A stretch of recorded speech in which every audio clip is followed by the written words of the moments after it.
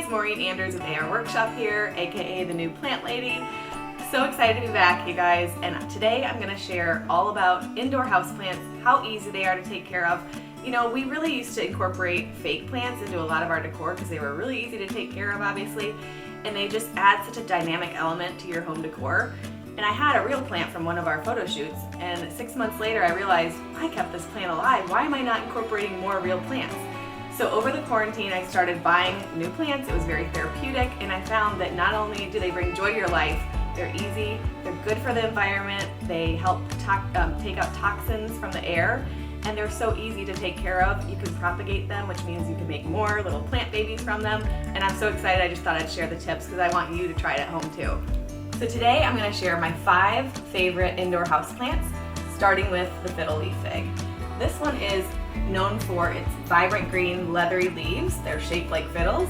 You've probably seen them all over Instagram or Pinterest because they're so popular and they go well with modern, simplistic decor, all the way to traditional and vintage type decor as well.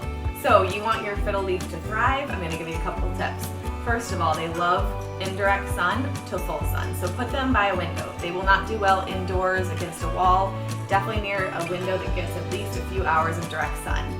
In terms of watering, these guys don't like a ton of water. You want to make sure that you let your soil completely drain out. So if you stick your finger in there, about 2 inches down, if it's still damp, it does not need more water. So don't overwater these guys.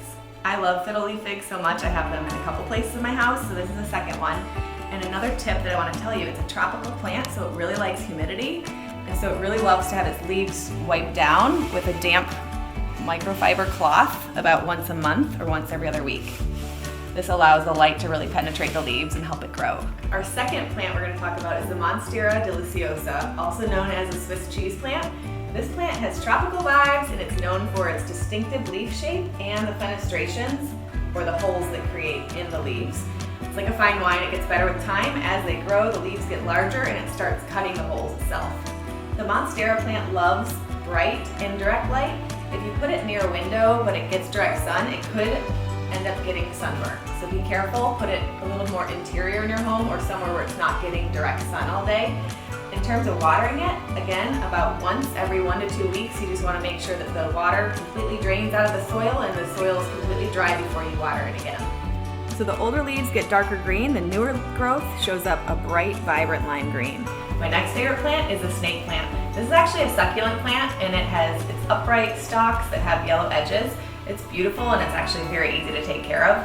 What I love about this plant is that it actually has air purifying qualities that it's well known for. So if you put it in your bedroom, that's a great way to get more oxygen at night.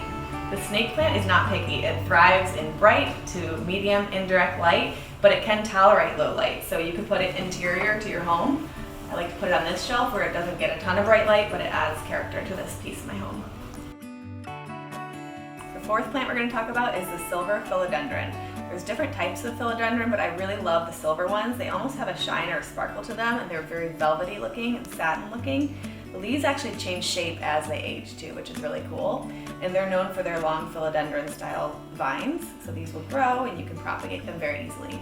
The silver philodendron loves medium to bright indirect light, and in terms of watering, you only need to water it once every 1 to 2 weeks, letting it dry out completely in between waterings. Our fifth plant is my favorite. It's a ZZ plant and it's the easiest plant to take care of. It's characterized by its thick, waxy leaves. They start out lighter green and as they age they get darker green. These plants do not need direct light, so indirect light's great. They can go interior in a home, somewhere that's a little darker, it's totally fine. They thrive on neglect, so do not overwater these. For these guys, you want to water them about once every 3 to 4 weeks. If you overwater them, they'll get wilted, so just try to neglect them. Let's get to the fun part, the propagating. All propagating means is you're creating plant babies from an existing plant. And all 5 plants we talked about, you can easily propagate them, which means you take a cutting, you set it in water and light, and over time it'll grow roots and it'll become its own self-sustaining plant. For example, with a Fiddle Leaf Fig, when you take a cutting, it's really important that you make sure you have leaf nodes. And what those are the places where leaves come out. They kind of have these different divided sections of the stem. After you take your cutting, you can find a root hormone. This helps increase the speed at which it creates roots.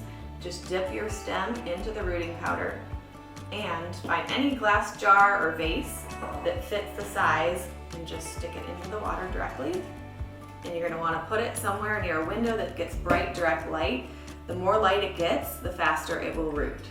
So all 5 plants you can propagate in water. So this, our snake plant, you simply take a cut of one of your existing leaves and you stick it in water. It's as easy as that. For the philodendron, you're going to cut on your vine below a leaf node. So you'll see these little things coming out of your stem. Make sure you cut below that and those will become the roots. Stick that bad boy in water. And the Monstera plant. This one is the most important that you get right. So you have to cut below a root node.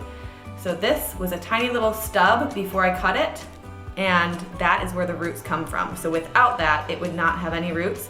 This has been in the water for about a month. So once you have roots onto your cuttings, after a month or 2, you can plant it directly in soil. This was a cutting that I did and I rooted it about 2 months ago, and I just planted it in the soil, and look how beautiful it is. It's already growing a new leaf. I hope this video inspires you to start incorporating houseplants into your home decor. It really is life-changing. For more tips and tricks, be sure to visit our blog, arworkshop.com. Don't forget to subscribe to our YouTube channel. Happy planting!